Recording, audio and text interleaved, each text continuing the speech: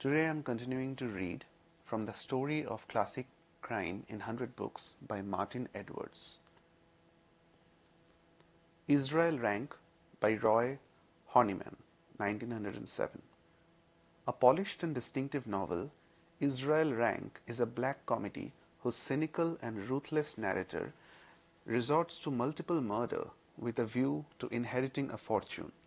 The story formed the basis of one of the most admired British films of the 20th century, so it is surprising that the book has often been overlooked by historians of crime fiction.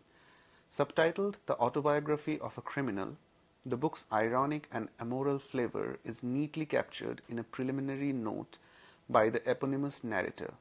I am convinced that many a delightful member of society has found it necessary at some time or other to remove a human obstacle, and has done so undetected and undisturbed by those pangs of conscience which society, afraid of itself, would have us believe wait upon the sinister. Israel Gascoigne Rank is the son of a woman who has married beneath her. She is a member of the aristocratic Gascoigne family, and her husband is a Jewish commercial traveler. Israel is a dark and handsome young man who, despite being baptized a Christian, suffers because of anti-Semitism. He becomes obsessed with his remote connection to the Gascoigne peerage and ascertains that 8 lives separate him from the earldom. Of his decision to remove everyone who stands in his way, he explains coolly, "I am not conscious of a natural wickedness staining and perverting all my actions. My career has been simply the result of an immense desire to be somebody of importance." Israel's relentless progress towards his goal makes for a compelling narrative, but in the years after Horniman's death, Israel Rank faded from the public mind. Graham Greene, working as an editor, included it in the Century Library, a series of reprints of unjustly forgotten books, and in 1949, a year after its reappearance in print, it formed the basis for the Erling Studios' black comedy Kind Hearts and Coronets. Robert Hammer's screenplay differed greatly from the novel, with Israel Rank transformed into Louis Mazzini, whose father was an Italian opera singer, and a brand new and superior conclusion. The changes may have been influenced by a desire, in the aftermath of the Second World War, to avoid any debate as to whether the portrayal of such a ruthless and egotistic, if charming, murderer was anti-Semitic. The novel is edgy and provocative, perhaps reflecting the author's complex personality. Horniman devoted much of his life to vigorous campaigns for unpopular causes, and overall it seems fair to regard his book as a condemnation of anti-Semitism, rather than some form of endorsement of it, while there is something quite modern about the book's flourishes of irony. Roy Horniman, the son of a naval paymaster, became an actor and playwright, and was at one time tenant and manager of the Criterion Theatre. A wealthy bachelor and admirer of Oscar Wilde, he was prompted by a distaste for profiteering by private rail firms to write How to Make the Railway Companies Pay for the War, which ran to the 3 editions. A vegetarian, anti-vivisectionist, and crusader against censorship, he was closely associated with several charities, especially in the field of animal welfare. His other books included The Viper, in which a sociopathic confidence trickster resorts to murder in the hope of profiting from an inheritance. But among his varied achievements, Israel Rank remains supreme. The Blotting Book by E. F. Benson, 1908. Maurice Acton, who has returned to live with his mother at the comfortable family home in Brighton after 4 years at Cambridge, is heir to a fortune. He will come in to the money if he marries with his mother's consent, and in any event when he reaches 25, the 2 trustees in charge of the funds are solicitors in partnership. The seemingly benevolent and plausible Edward Tainton and the younger, sharper Godfrey Mills. Morris declines Tainton's suggestions that he should check through the accounts of the trust, which is precisely as Tainton had hoped, since otherwise, as he says to his partner, "You and I would find it impossible to live elsewhere than in the Argentine Republic. We're so fortunate as to get there." The two lawyers have unwisely gambled Morris's money on a hopeless investment in South African mines, and their attempts to recover their losses have ended in financial disaster. The story unfolds slowly, reflecting the unhurried nature of life among the well-to-do in Edwardian Britain. Eventually, murder occurs, and the final scenes are devoted to courtroom drama. The solution in a book with a small cast list is far from surprising, but the quality of the writing keeps the reader wanting to turn the pages. Edward Frederick Benson, no relation to the author of Tracks in the Snow, belonged to a brilliant if eccentric family. His father was Archbishop of Canterbury. His mother was described by Gladstone as the cleverest woman in England, and Fred and three siblings who survived infancy all achieved distinction in their chosen fields. Fred published his first book while still a student at Cambridge, and his debut novel appeared in 1893 while he was working as an archaeologist in Athens. Later in life, he became mayor of Rye in Sussex, and by this time of his death, he had produced almost 100 books, one of them devoted to figure skating, of which he was a skilled exponent who represented England.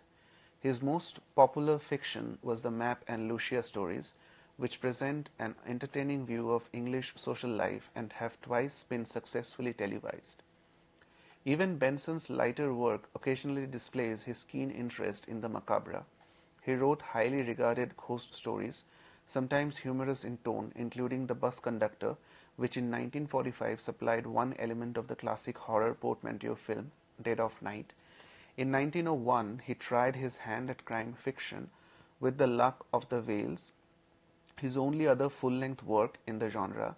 Introducing a reprint of The Blotting Book in 1987, Stephen Knight argued that the book may have influenced Agatha Christie and that it amounts to a psychodrama among well-known people.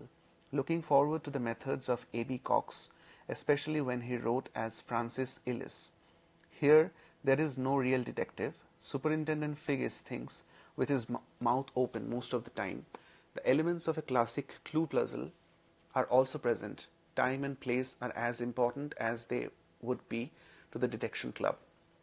The plot is much less elaborate than those of the golden age of murder between the world wars, and the agreeable writing and delineation of character supply ample compensation.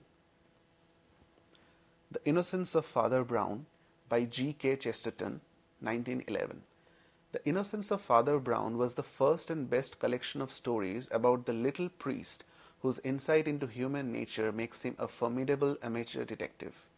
Charleston took a real-life friend, a Bradford priest, as his model, knocking him about, beating his hat and umbrella, shapeless, untightening his clothes, punching his intelligent countenance into a condition of pudding-faced fatuity, and generally disguising Father O'Connor as Father Brown. Father Brown became a convenient mouthpiece for Chesterton's opinions and shared his creator's humanity and fascination with paradox. The first Father Brown story, The Blue Cross, introduces the arch-criminal Flambeau and the policeman who pursues him, Valentine.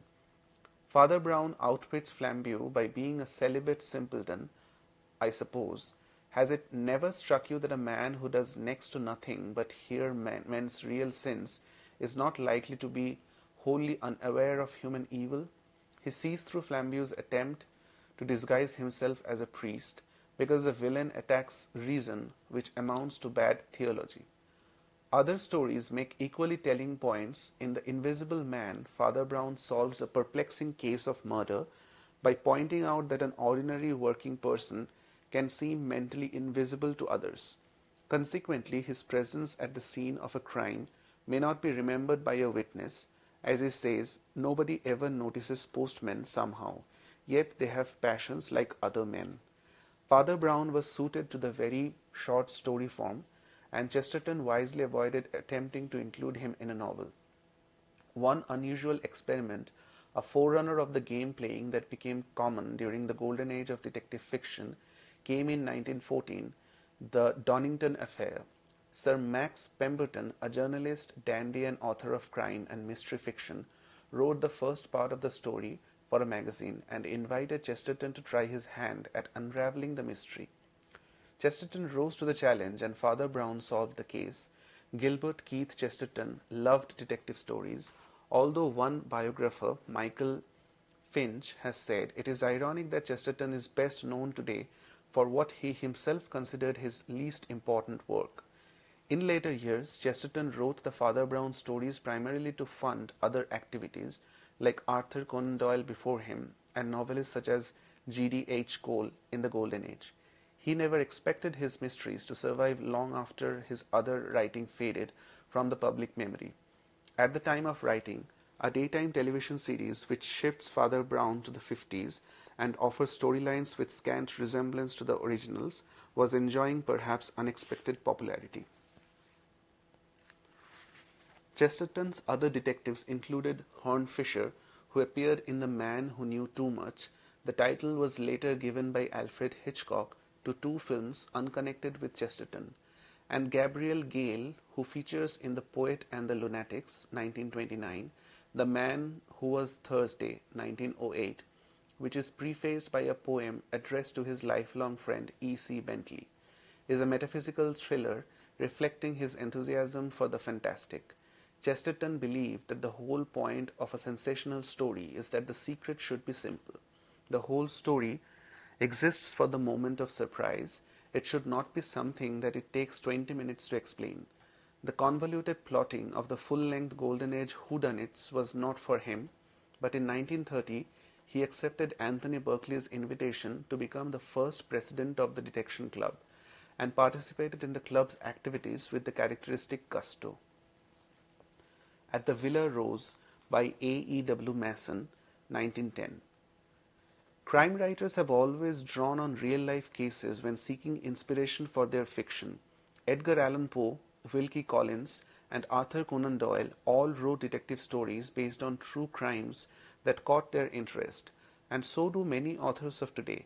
In the hands of a talented novelist, the facts of a seemingly mundane or commonplace crime may be fashioned into an intriguing mystery, focusing on plot, character, setting, and all three.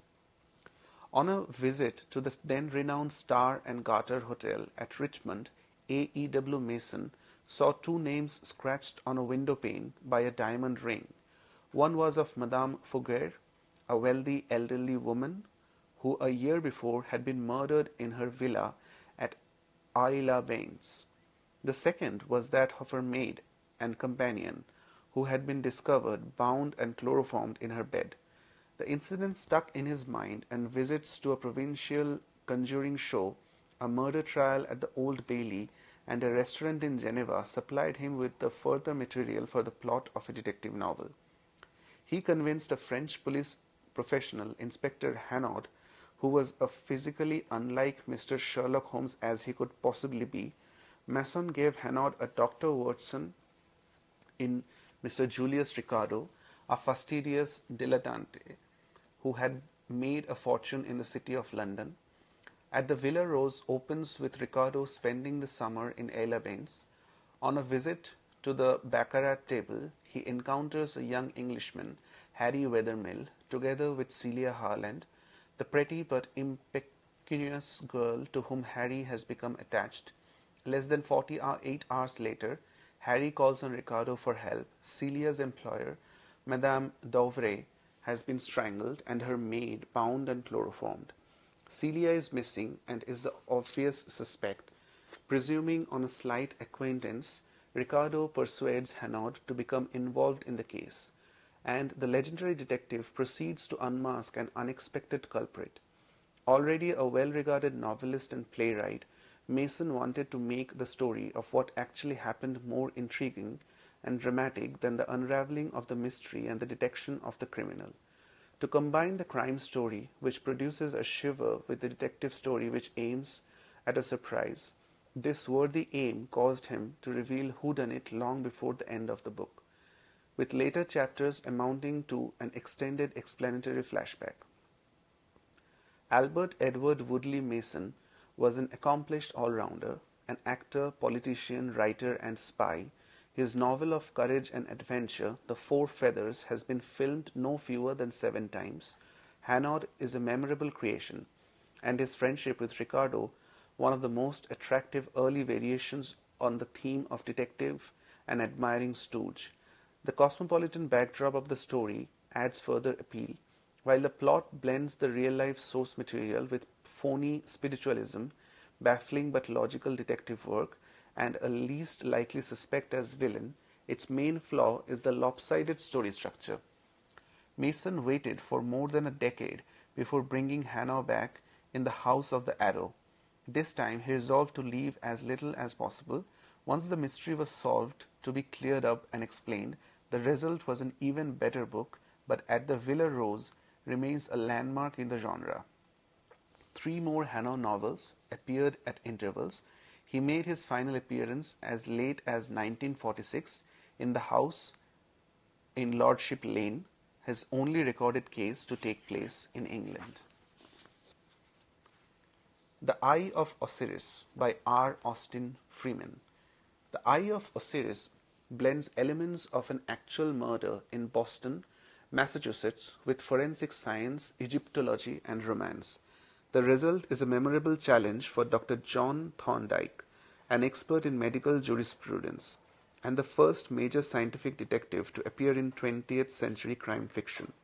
The Thorndike stories occasionally drew on real-life mysteries, and in his novel, the detective talks about how the murder in 1849 of a Boston businessman, George Parkman, by an impecunious lecturer, John Webster, resulted in an early triumph for forensic detection and Webster's conviction and public hanging.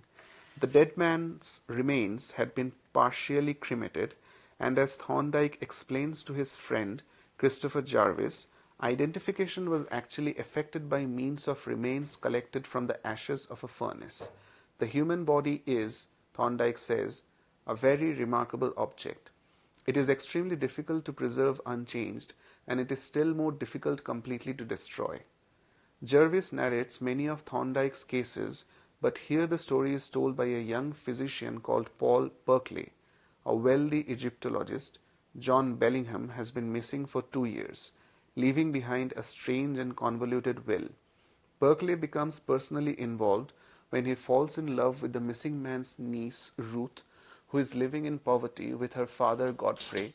When human remains come to light, it falls to Thorndike to identify them and discover what happened to John Bellingham and why. The puzzle is cleverly constructed, and Freeman's meticulous handling of technical detail makes Thorndike's investigation highly credible. Even though the prose lacks sparkle, the story proceeds at a stately pace. The love interest did not appeal to every reader. Even Dorothy L. Sayers, a fervent admirer of Freeman, deplored it. Thorndike is, however, bluntly unapologetic. Perhaps speaking for Freeman, he insists we should be bad biologists and worse physicians if we should underestimate the paramount importance of sex, and we are deaf and blind if we do not hear and see it in everything that lives when we look around the world. Richard Austin Freeman qualified as a doctor before joining the colonial service and serving in Africa. Ill health disrupted his medical career, and he turned to writing to supplement his income. He co-wrote 2 collections of short detective stories under a pseudonym prior to creating Thorndike. The Singing Bone, 1912, was an innovative collection of inverted detective stories, in which the culprit is seen carrying out his criminal scheme before Thorndike sets out unraveling it, although the book's originality and significance was not appreciated for many years. Forensic detective work had already featured in Sherlock Holmes's case, written by a doctor, and also in the stories co-authored by L.T. Mead and Robert Eustace.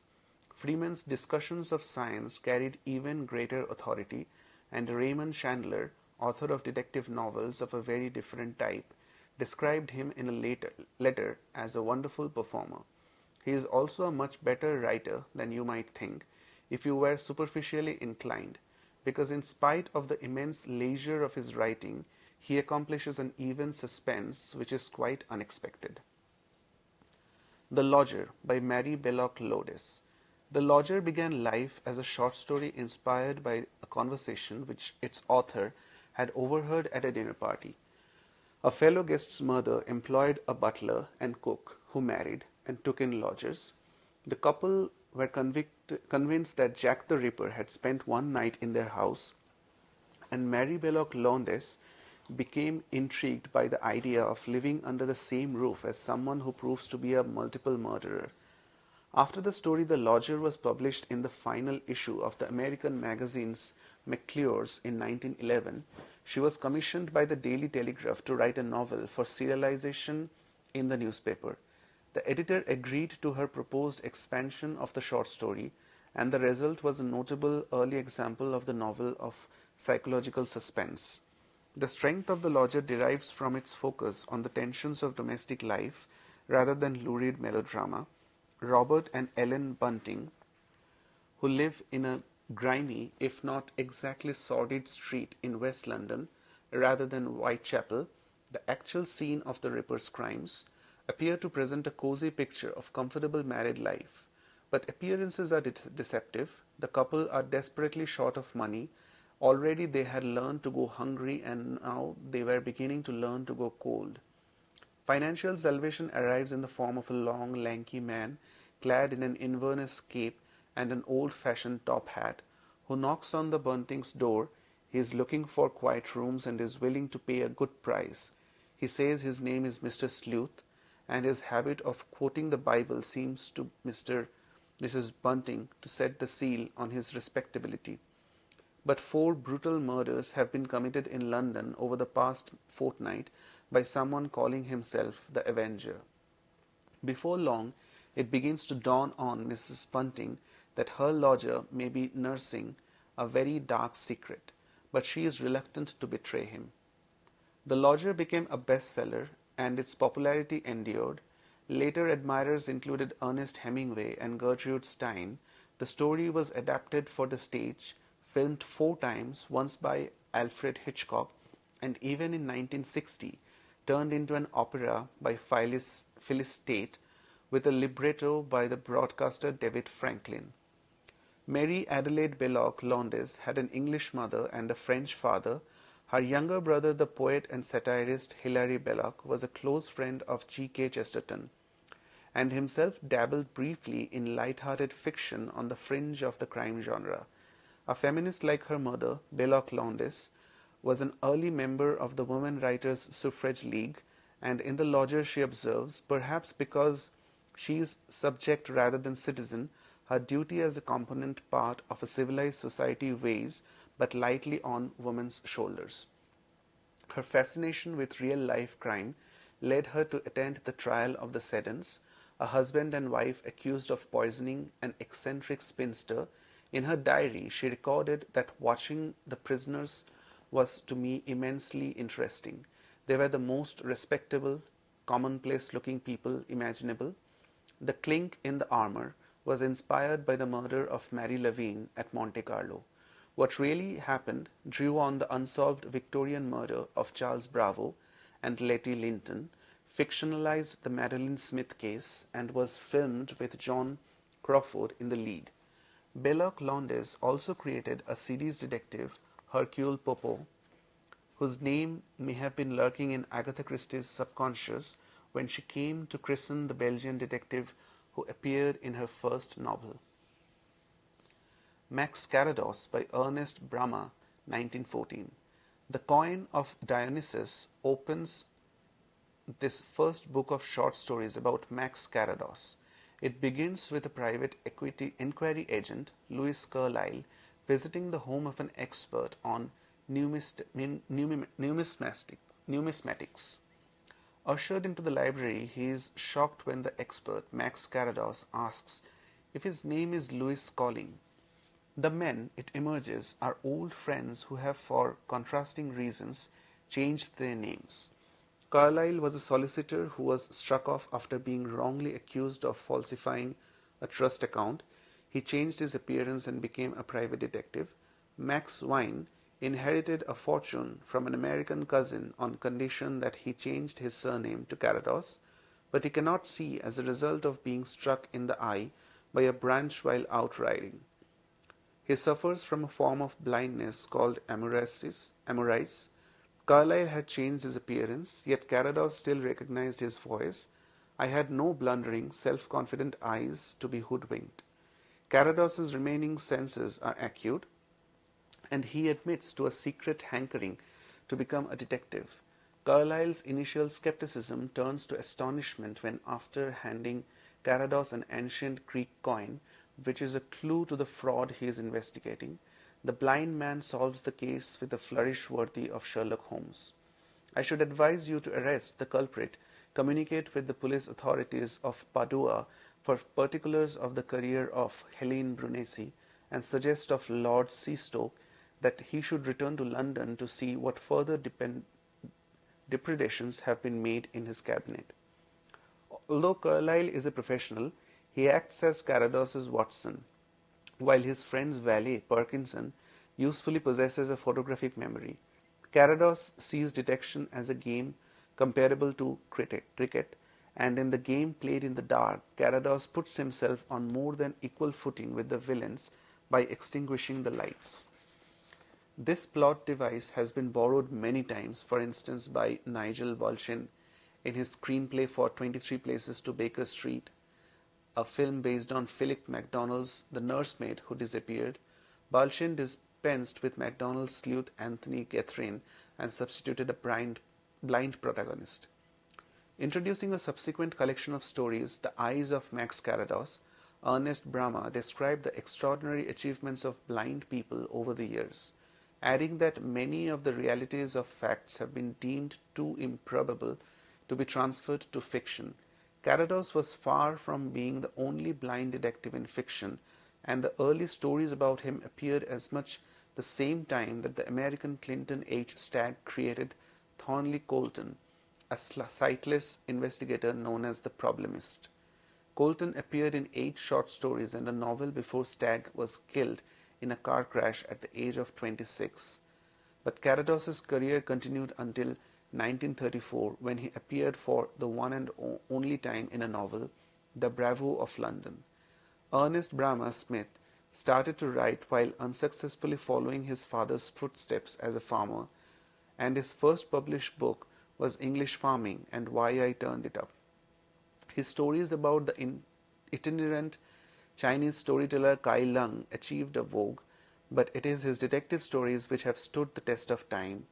George Orwell, a critic with stern opinions about the genre, said that Carados's cases were, together with those of Arthur Conan Doyle and R. Austin Freeman, the only detective stories since Poe that are worth rereading.